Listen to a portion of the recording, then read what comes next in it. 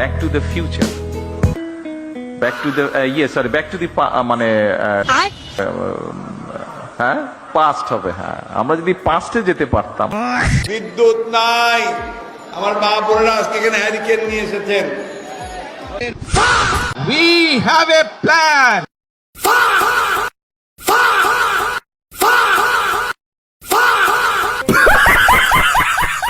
I have a plan. আগামী 3 মাসের মধ্যে জ্বালানি শূন্য হবে বাংলাদেশ, এমন শঙ্কায় ক্রয়াদেশ স্থগিত করছেন অনেক বিদেশি ক্রেতা।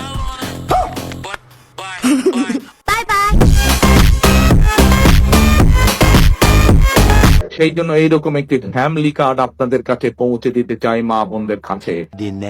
আমরা কি সকল মা বোনের কাছে এই ফ্যামিলি কার্ডটা পৌঁছে দিব? না, নাটক কম করো প্রিয়। সম্পর্ক বদলে গেল একটি পলকে। হ্যালো গাইস, কেমন আছেন সবাই? আশা করছি প্রত্যেকেই ভালো আছেন। গাইস, নতুন ভিডিওতে আপনাদের সকলকে স্বাগত জানাচ্ছি। আজকের এই ভিডিওতে আপনারা দেখবেন বর্তমান সময়ে বাংলাদেশের প্রধানমন্ত্রী তারেক জিয়ার রাতারাতি ভাইরাল হওয়া কিছু অস্থির হাস্যকর বক্তব্য। ম্যাঙ্গো ম্যাঙ্গো ইনশাল্লাহ আমরা এই দিনাজপুরের ভালো আম সমগ্র পৃথিবীতে পাঠানোর ব্যবস্থা করব, যাতে আম দিয়ে পৃথিবীর মানুষ দিনাজপুরকে চিনতে পারে।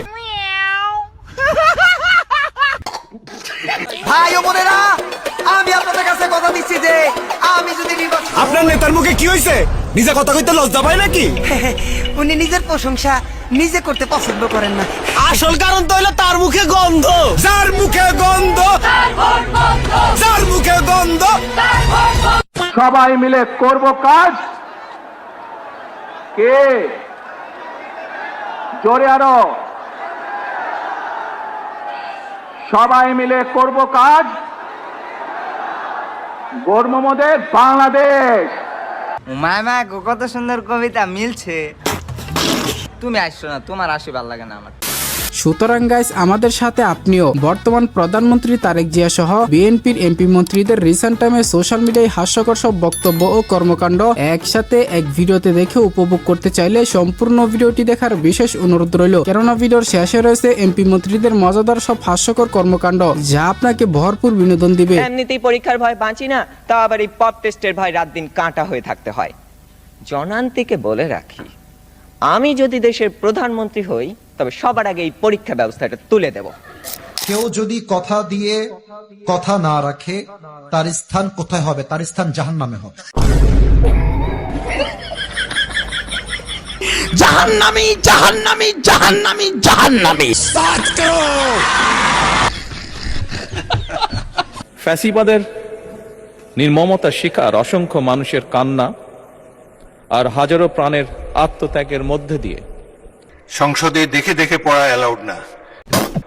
অবশেষে আজ থেকে পুনরায় যাত্রা শুরু হতে যাচ্ছে।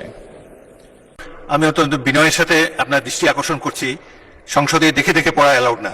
আপনি নোট রাখবেন, একবার তাকিয়ে তারপরে হাউসের দিকে তাকিয়ে বক্তব্য রাখবেন। আগামীতে এটাই আশা করি, এটাই সংসদের রেওয়াজ। ধন্যবাদ। এই সময় কম, শুরু করো।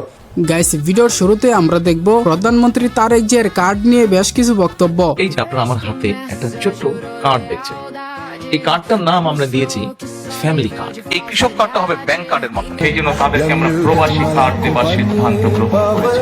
মায়েদের কাছে আমরা যেরকম ফ্যামিলি কার্ড পৌঁছে দিচ্ছি, সেরকম আরেকটি কার্ড দিতে চাই, সেটি হবে এলপিজি কার্ড, এলপিজি গ্যাস।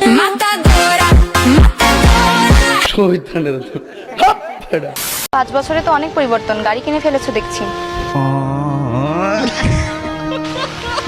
কি হলো, কিছু বলছো না যে? না আসলে 5 বছর পর তুমি আমাকে ফোন করে ডাকবে। বাহ, অল্প কয়েকদিনে এত পরিবর্তন! আমাদের মাননীয় প্রধানমন্ত্রী দেখি গাড়িও কিনে ফেলছে। আমি স্বপ্ন দেখি আমার ছাত্রছাত্রীরা আমেরিকার মানের লেখাপড়া শিখবে, ওই মানের কারিকুলাম দেবে, ওই মানের বিশ্ব দরবারে তাদেরকে উপস্থিত করবে। সেই লেখাপড়া আমি তোমাদের দিতে চাই।